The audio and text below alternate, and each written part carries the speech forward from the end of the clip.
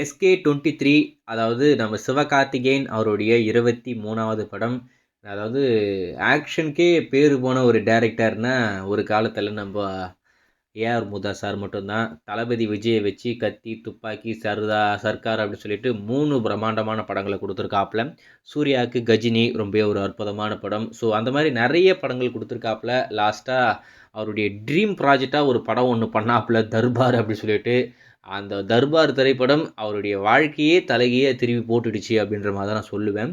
Lyca தயாரிப்பில் super star நடிப்பில் நம்ம டைரக்ஷனில் வெளிவந்த ஒரு திரைப்படம். ஸோ பெருசாக போல் மிகப்பெரிய டிசாஸ்டர். ஸோ அதுக்கடுத்து இவரை வச்சு படம் எடுக்கிறதுக்கே யாரும் தயாராக இல்லை, ப்ரொடியூஸ் பண்ணுறதுக்கு தயாராக இல்லை. ரொம்பவே பின்னடைவில் அடைஞ்சிட்டு கடைசியில் நம்ம சிவகார்த்திகேயன் கூப்பிட்டு உங்களுக்கு நான் ஒரு படம் பண்ணுறேன் சார், ஒரு கதை தான் சொல்லுங்கள் அப்படின்னு சொல்லிட்டு அந்த படம் இப்போதைக்கு உருவாகி ரிலீஸ் ஆக மொத்தம் படத்தோடைய ஒர்க்லாம் முடிச்சிட்டாங்க.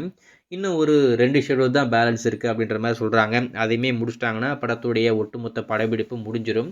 சரி, இந்த படத்துடைய தலைப்பு என்ன அப்படின்றது தான் ரசிகர்களுக்கு இருக்கிற ஒரு பெரிய எக்ஸ்பெக்டேஷனாக இருக்குது. ஏன்னா ரொம்ப நாளாக இந்த படத்துடைய அப்டேட்லாம் வராமல் ரொம்பவே அமைதியாக இருக்காங்க. ஸோ எப்படா அப்டேட்லாம் சொல்லுவீங்க அப்படின்ற மாதிரி காத்துக்கிட்டு இருக்கோம். இப்போ நம்ம சிவகார்த்திகேயன் அவருடைய பர்த்டே வேறு வரப்போகுது இல்லையா? இன்னும் எனக்கு தெரிஞ்சு 2 நாளோ என்னமோ இருக்குன்னு நினைக்கிறேன். ஸோ அவருடைய பர்த்டே ட்ரீட்டாக இந்த படத்துடைய டைட்டில் டீசரை இப்போதைக்கு ரிலீஸ் பண்ண போகிறாங்க.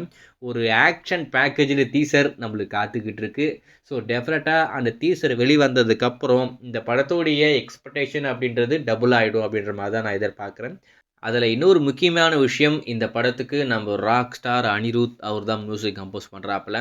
ஸோ டெஃபினட்டாக இந்த படத்தோடைய ஆல்பமாக இருக்கட்டும், பேக்ரவுண்ட் ஸ்கோராக இருக்கட்டும், எல்லாமே ரொம்ப தாறுமாறாக இருக்க போகுது. எனக்கு தெரிஞ்சு ரொம்ப நாளுக்கு அப்புறமா நம்ம சிவகார்த்திகேயனுக்கு நம்ம அனிருத் அவர்கள் மியூசிக் கம்போஸ் பண்ணுற படம்னா அது இந்த படம் தான் நினைக்கிறேன். லாஸ்ட்டாக எனக்கு தெரிஞ்சு வேலைக்காரன் தான். அதுக்கடுத்து நம்ம டானோட கடைசி டானுக்கு அப்புறமா நம்ம சிவகார்த்திகேயனும் அனிருத்தும் ஒன்றா சேரவே இல்லை. ஸோ இந்த படம் மூலிமா தான் சேர்றாங்க. ஸோ டெஃபினட்டாக ஆல்பம் பேக்ரவுண்ட் ஸ்கோர்லாம் ரொம்ப சூப்பராக இருக்க போகுது. இன்னும் 2 நாளில் டீசர் காத்துக்கிட்டு இருக்கு. அந்த டீசர் வெளி வந்ததுக்கப்புறம் அதை பார்த்துட்டு அது எப்படி இருக்குது அப்படின்னு சொன்னால் கண்டிப்பாக அப்டேட் பண்ணுறேன். அதில் ஒரு முக்கியமான விஷயம், இந்த படத்துடைய ஆடியோ ரைட்ஸை யார் வாங்கியிருக்காங்க அப்படின்றது தான் எனக்கு ரொம்ப ஷாக்கிங்காக இருக்குது.